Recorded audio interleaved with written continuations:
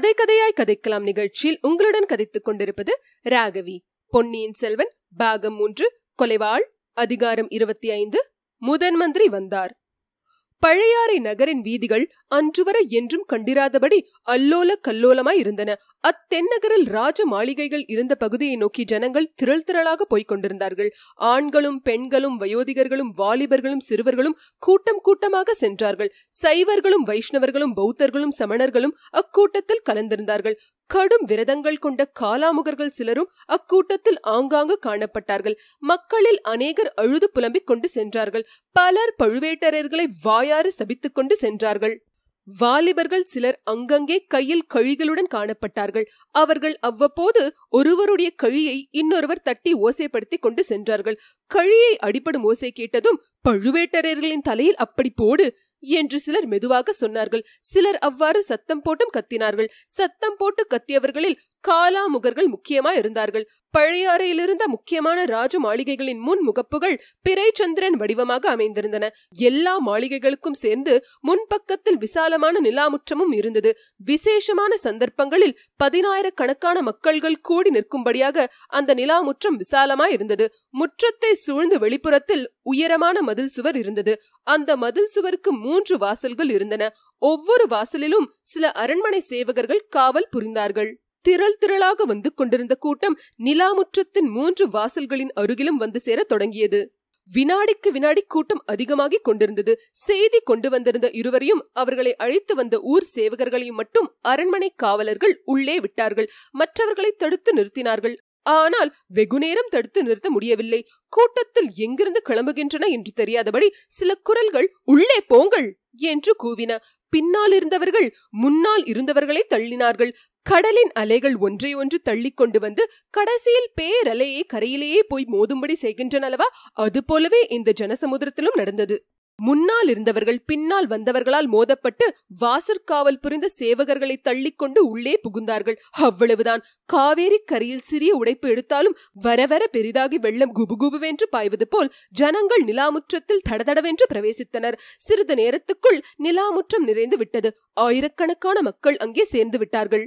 இப்படி ஜனங்கள் கட்டுக்காவல்களை மீறி நிலாமுற்றத்தில் புகுந்து கொண்டிருந்த போது ஏற்பட்ட ஆரவாரத்தை தான் செம்பியன் மாதேவி மதுராந்தகனோடு பேசிக் கொண்டிருக்கையில் கேட்டார்.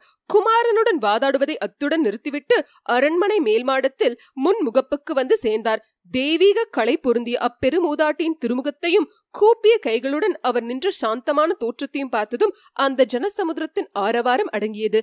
சில வினாடி நேரம் அங்கே நிசப்தம் குடிக்கொண்டிருந்தது. தாயே, எங்கள் இளவரசர் எங்கே? பொன்னியின் செல்வர் எங்கே? தங்கள் கண்ணுக்கு கண்ணான அருள்மொழிவர்மர் எங்கே என்று அக்கூட்டத்தில் சில குரல்கள் எழுந்தன. அவ்வளவுதான். அந்த ஜனசமுத்திரத்தில் முன்னைவிட பன்மடங்கு ஆரவாரம் கிளம்பிவிட்டது. செம்பியன் மாதேவி ஒன்றும் புரியாதவராக திகைத்து நின்றார். பழையாறை மக்களின் இதயங்களை கொள்ளைக் கொண்டிருந்த பொன்னியின் செல்வனுக்கு ஏதோ ஆபத்து நேர்ந்து விட்டது என்பதை மட்டும் அறிந்திருந்தாள். அது என்ன ஆபத்து, எப்படி நேர்ந்தது? பழுவேட்டரையர்களை ஏதேனும் விபரீதமான காரியம் செய்து சோழ குலத்துக்கும் மதுராந்தகனுக்கும் அழியாத பழியை உண்டாக்கிவிட்டார்களோ? இச்சமயத்தில் தஞ்சாவூர் தூதர்கள் இடித்து பிடித்து ஜனங்களை தள்ளிக்கொண்டு முன்னால் வந்து சேர்ந்தார்கள். அவர்களை அழைத்து கொண்டு வந்த சேவகர்களில் ஒருவன், பெருமாட்டி, இவர்கள் தஞ்சாவூரிலிருந்து முக்கியமான செய்தி கொண்டு வந்திருக்கிறார்கள் என்றான். செம்பியன் மாதேவி ஜனக்கூட்டத்தை பார்த்து கையமர்த்திவிட்டு தூதர்களை நோக்கி, என்ன செய்தி கொண்டு வந்தீர்கள் என்று கேட்டார். தாயே, மிக துயரமான செய்தி கொண்டு வந்திருக்கும் அபாகியசாலிகள் நாங்கள். சக்கரவர்த்தியின் கட்டளையின் பேரில் இளவரசர் அருள்மொழிவர்மர் இலங்கையிலிருந்து கோடிக்கரைக்கு கப்பலில் வந்து கொண்டிருந்தார். வரும் வழியில் சுழிக்காற்றில் கப்பல் அகப்பட்டு கொண்டு விட்டது. அதிலிருந்தவர்களை காப்பாற்றுவதற்காக இளவரசர் கடலில் குதித்தார். பிறகு அகப்படவில்லை. கடலிலும் கடற்கரையெங்கும் தேடுவதற்கு ஏற்பாடு செய்திருக்கிறது. சக்கரவர்த்தியும் மலையமான் மகளாரும் இச்செய்தியை கேட்டு பெருந்துயரத்தில் ஆழ்ந்திருக்கிறார்கள். தங்களையும் மதுராந்தக தேவரையும் இளைய பிராட்டியும் உடனே புறப்பட்டு தஞ்சைக்கு வரும்படி சக்கரவர்த்தி எங்கள் மூலம் செய்தி அனுப்பியிருக்கிறார். இவ்வாறு தூதர்கள் கூறியது செம்பியன் மாதேவியின் காதிலும் விழுந்தது. அதே சமயத்தில் ஜனக்கூட்டத்தின் செவிகளிலும் விழுந்தது. செம்பியன் மாதேவியின் கண்களில் நீர் தாரை தாரையாக பெருகியது. அதை பார்த்த ஜனங்கள் மேலும் ஓவென்று கதறினார்கள். கூட்டத்தில் முன்புறம் இருந்தவர்களில் ஒருவர், தாயே, தாங்கள் தஞ்சைக்கு போகக்கூடாது. இளைய பிராட்டியும் தஞ்சைக்கு போகக்கூடாது. சக்கரவர்த்தி இங்கே வரும்படி செய்ய வேண்டும் என்று கூவினார். பொன்னியின் செல்வர் கடலில் மூழ்கிவிட்டார் என்பது போய். பழுவேட்டரையர்கள் தான் அவரை கொன்றிருப்பார்கள் என்றார் இன்னொருவர். மதுராந்தகரும் இனி தஞ்சைக்கு போகக்கூடாது, இங்கேயே இருக்க வேண்டும் என்று இன்னொரு குரல் கேட்டது. இளைய பிராட்டி எங்கே? அவரை நாங்கள் பார்க்க வேண்டும் என்று குரல்கள் கூவின. செம்பியன் மாதேவி தம் அருகில் இருந்த சேடிகளில் ஒருத்தியை பார்த்து இளவரசியை அழைத்து வர சொன்னார். கீழே கூட்டத்தில் கலந்து நின்று கொண்டிருந்த ஆழ்வார்க்கடியானும் அதே சமயத்தில் அங்கிருந்து நகர்ந்து சென்றான். பழையபடி குறுக்கு வழியில் விரைவாக சென்று குந்தவை தேவி வானத்தையை மூச்சை தெளிவித்துக் கொண்டிருந்த கொடிவீட்டை கண்டுபிடித்தான். வந்தியத்தேவனிடம் இளைய பிராட்டி கூறிய கடைசி வார்த்தைகளை கேட்டுக்கொண்டே சென்று அரண்மனை முற்றத்தில் நடக்கும் அமர்க்களத்தை பற்றி அறிவித்தான். இளைய பிராட்டி வானத்திற்கு சைத்தியோபச்சாரம் செய்யும் வேலைகளை பணி பெண்களிடம் ஒப்புவித்துவிட்டு அவசரமாக கிளம்பினாள்.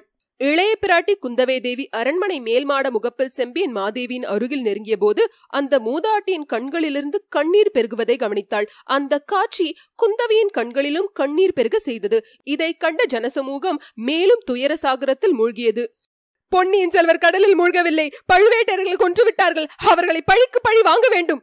சக்கரவர்த்தியை பழுவேட்டரையர்கள் சிறையில் வைத்திருக்கிறார்கள். அவரை விடுவித்து அழைத்து வர வேண்டும். இளவரசி கட்டளையிட்டால் இந்த கணமே நாங்கள் புறப்பட சித்தமாயிருக்கிறோம். இவ்வாறெல்லாம் அந்த கூட்டத்தில் இருந்தவர்கள் இளைய பிராட்டியை பார்த்து கூறினார்கள். குந்தவையின் மனம் தீவிரமாக சிந்தித்தது. இளவரசர் உயிரோடு இருக்கிறார் என்ற உண்மை இப்பொழுது வெளியிடக்கூடாது. ஆனால் ஜனங்களையும் சமாதானப்படுத்தி அனுப்ப வேண்டும். அதற்கு ஒரு வழி தோன்றியது. கண்ணில் பெருகிய கண்ணீரை துடைத்துக் கொண்டு ஜனக்கூட்டத்தின் முன் வரிசையில் நின்றவர்களை இளவரசி நோக்கினாள். அதற்குள் ஆழ்வார்க்கடியானும் வந்தியத்தேவனும் அங்கே வந்து நின்று கொண்டிருந்தார்கள். ஆழ்வார்க்கடியானை பார்த்து இளைய பிராட்டி மேலே வரும்படி சமிங்கை செய்தாள். ஆழ்வார்க்கடியான் அவ்விதமே மேலே ஏறி சென்றான். அவனிடம் குந்தவை மெல்லிய குரலில் ஏதோ கூறினாள். ஆழ்வார்க்கடியான் ஜனங்களை பார்த்து கையமர்த்தினான். இடி முழக்கம் போன்ற பெரிய குரலில் கூறினான். பொன்னியின் செல்வர் இறந்திருப்பார் என்று இளைய பிராட்டியால் நம்ப முடியவில்லை. முன்னொரு சமயம் காவேரி தாய் இளவரசரை ஏந்தி காப்பாற்றியது போல் சமுத்திரராஜனும் அவரை காப்பாற்றியிருப்பான் என்று நம்புகிறார். நிமித்தக்காரனை கேட்டதில் அவனும் அப்படியே சொல்கிறானாம். இளவரசரை தேடி கண்டுபிடிக்க இளைய பிராட்டி தக்க ஏற்பாடு செய்வார். உங்களை எல்லாம் நிம்மதியாக வீட்டுக்கு திரும்பி போகும்படி கேட்டுக் கொள்கிறார். இதை கேட்டதும் அந்த ஜனக்கூட்டத்தில் ஒரு பெரிய ஆசுவாச நெடுமூச்சை போன்ற சத்தம் எழுந்தது. நிமித்தக்காரன் எங்கே? அவன் வாயினால் நாங்களும் அந்த நல்ல செய்தியை கேட்கிறோம் என்றார் ஒருவர். இதுதான் சமயம் என்று வந்தியத்தேவன் தாவி குதித்து மேல் மாடத்துக்கு சென்றான். ஆழ்வார்க்கடியான் அருகில் போய் நின்று கொண்டு, இளவரசருக்கு பெரிய கண்டம் நேர்ந்தது உண்மைதான். ஆனால் அவருடைய உயிருக்கு அபாயம் ஒன்றும் நேரவில்லை. விரைவில் கிடைத்து விடுவார் என்றான். உனக்கு எப்படி தெரியும் என்றது ஒரு குரல். நான் நிமித்தக்காரன். கிரகங்களையும் நட்சத்திரங்களையும் பார்த்து அறிந்து கொண்டேன். நிமித்தங்களை பார்த்து தெரிந்து கொண்டேன். பொய், நீ சொல்வது பொய். நீ நிமித்தக்காரன் அல்லன், நீ ஒற்றன் என்றது அதே குரல். வந்தியத்தேவன் அந்த குரலுக்கு உரியவனை கவனித்து பார்த்தான். அவன் வைத்தியர் மகன் என்பதை அறிந்து கொண்டான். பைத்தியகாரா, என்னையா ஒற்றன் என்று சொல்கிறாய்? நான் ஒற்றனாயிருந்தால் யாருடைய ஒற்றன் என்று கேட்டான்.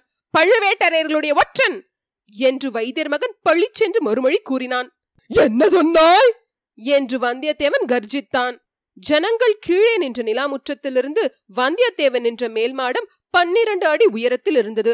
அதை அவன் பொருட்படுத்தாமல் மேல் மாடத்திலிருந்து வைத்தியர் மகன் பேரில் பாய்ந்தான். இருவருக்கும் துவந்த யுத்தம் ஆரம்பமாயிற்று. சண்டை என்றால் எல்லாருக்கும் எல்லா காலத்திலும் வேடிக்கை பார்ப்பதில் பிரியம் உண்டு அல்லவா? வந்தியத்தேவனுக்கும் வைத்தியர் மகனுக்கும் சண்டை நடந்த இடத்தை சுற்றி இடைவேளை விட்டு ஜனங்கள் வட்ட வடிவமாக நின்று வேடிக்கை பார்க்க தொடங்கினார்கள். மேல் மாடத்தில் இருந்தவர்கள் கவலையுடன் அதை நோக்கினார்கள். ஜனக்கூட்டத்தில் பெரும்பாலோர் விஷயம் இன்னதென்று தெரிந்து கொள்ளாமலே முன்னை விட அதிக கூச்சல் போட தொடங்கினார்கள். இச்சமயத்தில் வாசற் பக்கத்திலிருந்து சங்கநாதமும் கொம்புகளின் முழக்கமும் கேட்டன. முதன் மந்திரி அனிருத்த பிரமராயர் வருகிறார், வழிவிடுங்கள் என்ற குரல் முழக்கமும் கேட்டது. அந்த பெருங்கூட்டத்தில் முதன் மந்திரிக்கு தானாகவே வழி ஏற்பட்டது. இத்துடன் அதிகாரம் 25 முற்றிற்று.